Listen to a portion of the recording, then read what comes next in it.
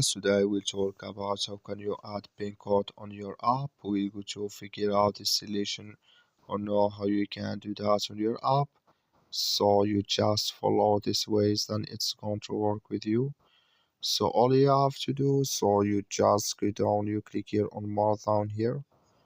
When you just click here on more, it's going to take you to this list. It's going to show for you like this. So then all you have to do now, so you just so you click here on profile and security here, just click on it. So then it's going to take you to this list. It's going to show for you like this here. Then you click here on pin code here, just click on it. Then here it's going to take you to this list. Enter here your current pin. So then it's going to add with you here on your app. That's all you have to do. That's all. I wish you a great thank you for watching. Don't forget to support us by liking and subscribe.